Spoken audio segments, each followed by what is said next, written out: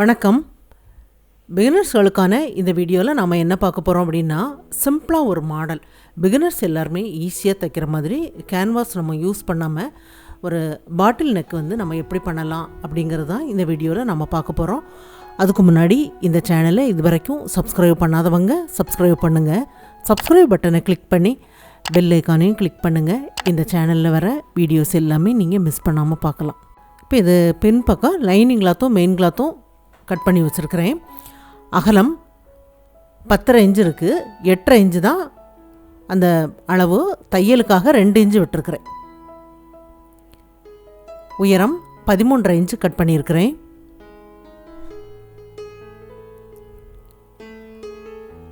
Shoulder 5.25 இன்ச்சுக்கு அடையாளப்படுத்தலாம். Armhole 5.5 inch அடையாளப்படுத்தி ஆம்ஹோலுக்காக நம்ம எப்போதும் வரைகிற மாதிரி வரைஞ்சிடலாம். இது மெயின் கிளாத்து மேலே இருக்கிறதுனால லைட்டாக இந்த மாதிரி வரைஞ்சிட்டு வளைவாக வரைகிறேன். இப்போ நெக்கோட அகலம் 2.5 இன்ச்சு அடையாளப்படுத்தலாம். நெக்கோட உயரம் 9 இன்ச்சு அடையாளப்படுத்துகிறேன். இந்த சைட்லேயும் நம்ம 2.5 இன்ச்சுக்கு அடையாளப்படுத்திட்டு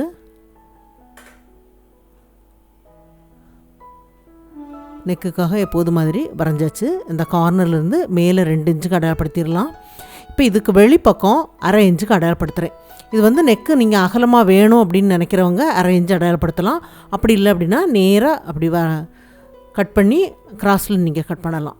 இப்போ இந்த வெளிப்பக்கம் வரைஞ்சிருக்கிற அளவு வந்து கொஞ்சம் நெக்கு அகலமாக வேணும் அப்படிங்கிறவங்க அந்த 1/2 இன்ச்சுக்கு வெளிப்பக்கம் லைட்டாக அகலமாக வரைஞ்சி நம்ம கட் பண்ணி எடுக்கலாம். அந்த கார்னராக வர்றது 1/4 இன்ச்சு முதுகு பக்கத்தில் கீழே தள்ளி அப்படி வரைஞ்சி கட் பண்ணி எடுக்கலாம்.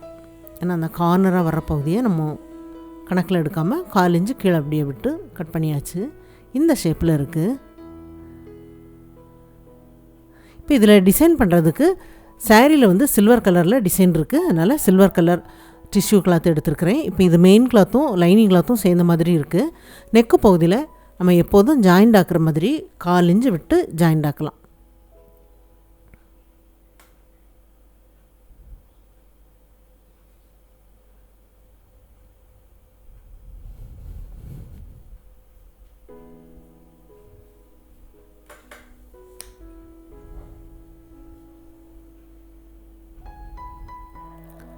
ஜாயிண்ட் ஆக்குனதுக்கப்புறம் இந்த கார்னர் பகுதியில் தையல் வரைக்கும் கட் பண்ணி விடணும். மற்ற பகுதியிலலாம் கட் பண்ண வேண்டாம். ஏன்னா அது நேராக இருக்கிறதுனால நம்ம கிராஸில் கட் பண்ண வேண்டாம். அந்த கார்னர் பகுதியில் நல்லா தையல் வரைக்கும் கட் பண்ணி விடுங்க. அப்போ தான் நல்லா அந்த லைனிங் கிளாத்து அந்த ஷேப்போட தகுந்த மாதிரி அது திரும்பி கொடுக்கும். நம்ம நல்லா கட் பண்ணலை, அந்த தையல் வரைக்கும் கட் பண்ணாமல் விட்டோம் அப்படின்னா அந்த பகுதி வந்து கார்னராக வராது. நல்லா திருப்பி எடுத்ததுக்கப்புறம் நல்லா அந்த மாதிரி தேய்ச்சி விட்டுருங்க. தேய்ச்சி விட்டுட்டு இப்போ இதுக்கு மேலே இதோட எட்ஜில் ஒரு தையல் தைச்சிடலாம்.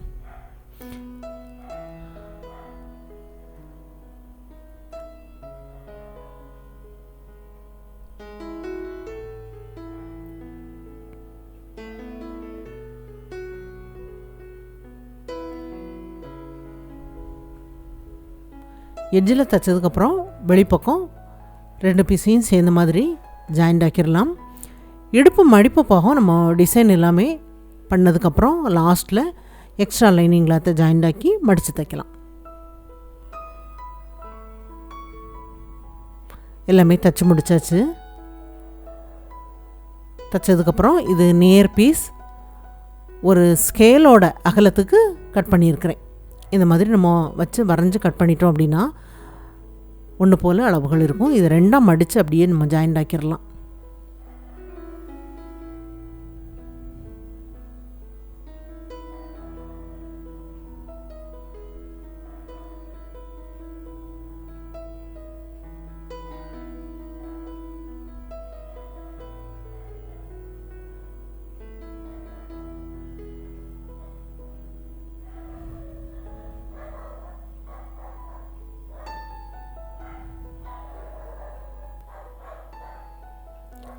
ஜாயிண்ட் ஆக்கியாச்சு.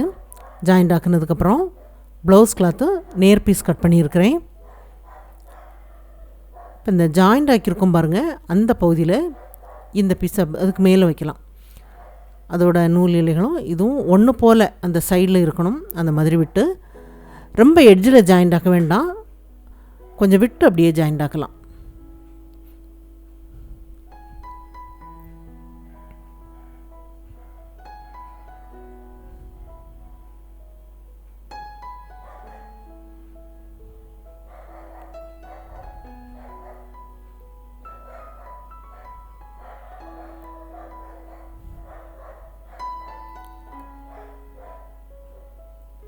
ரெண்டு பீஸோட எண்டும் நம்ம தைக்கிற பகுதியில் ஒன்று போல் இருக்கணும். கொஞ்சம் விட்டு ஜாயிண்ட் ஆக்கும்போது கீழே இருக்கிற பீஸ்லேயும் ஒன்று போல் அந்த தையல் லைன் வரணும். அந்த மாதிரி ரெண்டையும் ஒன்று போல் வச்சு ஜாயிண்ட் ஆக்கிடலாம். ஜாயிண்ட் ஆக்கிட்டு இதை அப்படியே நம்ம அடிப்பக்கம் திருப்பி விடலாம். திருப்பி விடும்போது கொஞ்சம் விட்டு ஜாயிண்ட் ஆக்கணும் பாருங்கள். இந்த அளவுக்கு அந்த ரெட் கலர் வந்து நமக்கு வெளிப்பக்கம் தெரியும்.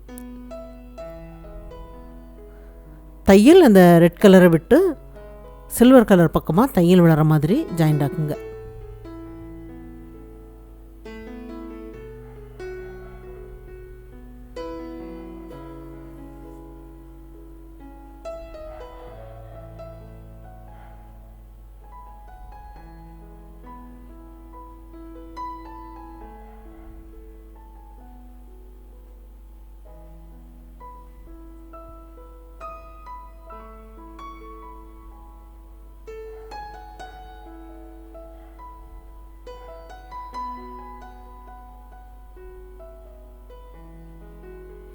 ஜாயிண்ட் ஆக்கினதுக்கப்புறம் அடிப்பக்கம் எக்ஸ்ட்ரா இருக்கிற பகுதி எல்லாமே நம்ம கட் பண்ணி எடுத்துடலாம். அந்த ரெட் கலர் பீஸை மட்டும் கட் பண்ணுறேன்.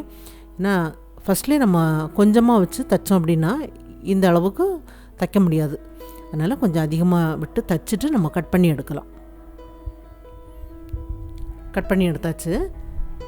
இனி அந்த முதுகு பக்கம் நம்ம தைச்சிருக்கோம் பாருங்கள், நெக்கு பகுதியில் வச்சு ஜாயிண்ட் ஆக்கலாம். அந்த முதுகு பக்கத்தில் ரெண்டாக மடித்து சென்டரில் நம்ம அடையாளப்படுத்தி விட்டுறலாம்.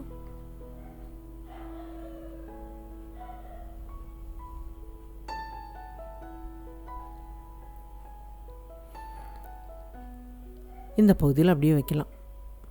இந்த ரெட் கலர் பைப்பிங் சைடில் வர மாதிரி அப்படியே ஜாயிண்ட் ஆக்கலாம்.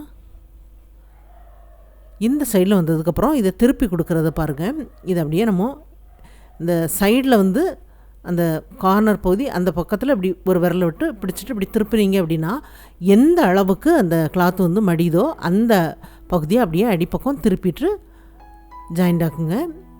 அந்த சைடில் அந்த ஒன்று போல் நமக்கு திரும்பி கொடுக்கும். அந்த கார்னர் பகுதியில் கரெக்டாக அப்படி திரும்புகிற மாதிரி வரும். அதே மாதிரி இந்த சைட்லேயும் இந்த சைடில் அப்படியே நீடில் இருக்கும்போது அந்த கிளாத்தை அப்படியே அப்படி திருப்பிடுங்க. திருப்பும்போது வெளிப்பக்கம் எந்த அளவுக்கு மடியுதோ அந்த பகுதியை அப்படியே அப்படி மடிச்சிட்டு அதுக்கு மேலே ஜாயிண்ட் ஆக்கிடுங்க. சரியாக வந்துடும்.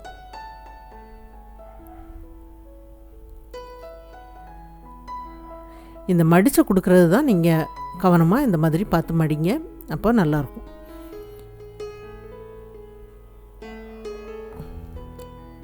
இப்போ இதே மெத்தடில் இந்த சைட்லேயும் நம்ம தைச்சிடலாம்.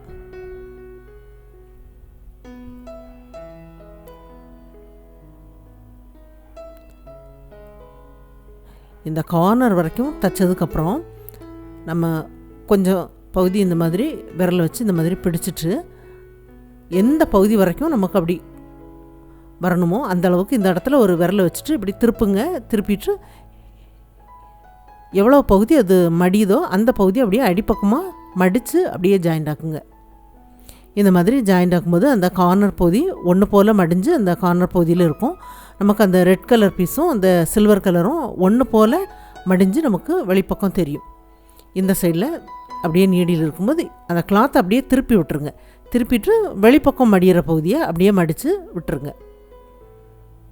இப்படி இருக்கும்போது நம்ம அப்படியே திருப்பிட்டோம் அப்படின்னா கரெக்டாக இந்த சைடில் மடிகிற பகுதியை அப்படி அடிப்பக்கம் அப்படி மடித்து அப்படி விட்டுருங்க.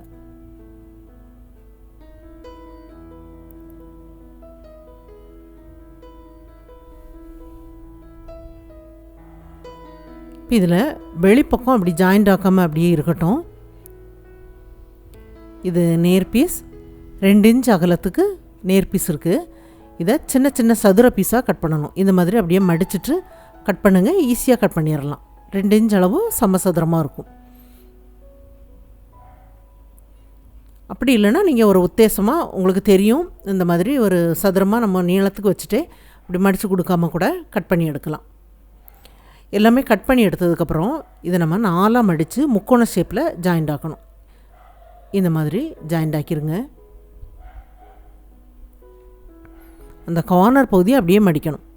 2 தடவை அந்த மாதிரி மடிச்சிட்டிங்க அப்படின்னா முக்கோண ஷேப்பில் வரும்.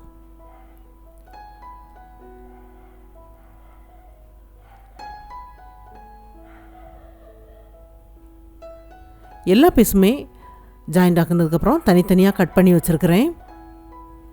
இப்போ இந்த பீஸ் எல்லாமே இதை தூக்கிட்டு நம்ம அடிப்பக்கமாக வச்சு ஜாயிண்ட் ஆக்கணும். மேலே ஷோல்டர் ஜாயிண்ட்டுக்கு கொஞ்சம் பகுதி விட்டுட்டு அதுக்கப்புறமா வைக்கலாம். ஒரு பீஸ் முடியறதுக்கு முன்னாடி இன்னொரு பீஸ் வைங்க. அப்போ தான் சின்ன சின்னதாக முக்கோண பகுதி நமக்கு வெளிப்பக்கம் தெரிகிற மாதிரி இருக்கும். இப்போ அந்த முக்கோணம் வந்து வெளிப்பக்கம் தெரியுது பாருங்கள். அதுக்கு மேலே அந்த ரெட் கலர் லைன் வரும்போது நல்லாயிருக்கும்.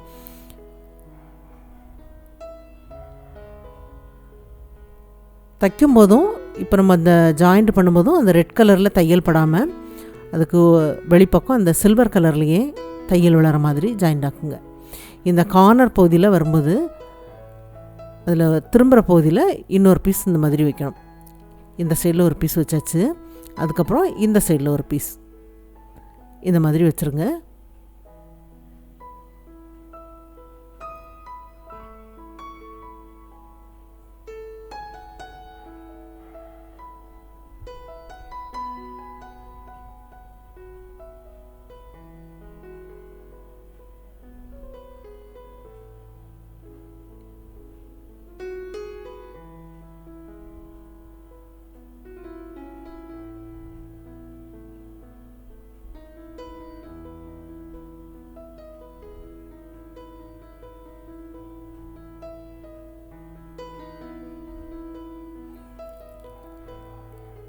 இந்த சைடில் நம்ம அப்படியே மடித்து விட்டுருக்கோம் பாருங்கள். அந்த பகுதியில் தையல் தைச்சிட்டு கூட நம்ம தைக்கலாம். இந்த மாதிரி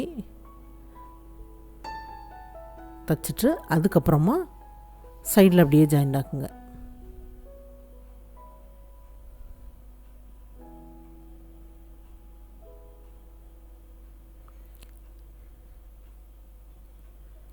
இது வரைக்கும் போதும். இனி எடுப்பு மடிப்பு பார்த்துக்கு நம்ம அதில் லைனிங் கிளாத்து ஜாயிண்ட் பண்ண வேண்டியது இருக்குது. இந்த சைடில் நம்ம தைக்காமல் விட்டுட்டோம். இந்த சைடில் ஒரு தையல் தைச்சிடலாம்.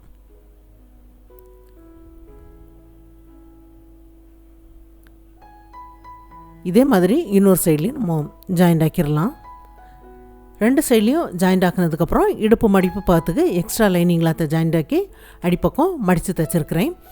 இப்போ இந்த மாடல் பார்த்திங்கன்னா ஈஸியாக தைக்கிற மாதிரி கேன்வாஸ் வந்து நம்ம யூஸ் பண்ணாமல் பிகினர்ஸ்கள் வந்து ஈஸியாக தைக்கிற மாதிரி இந்த மாடல் வந்து உருவாக்கியிருக்கிறேன்.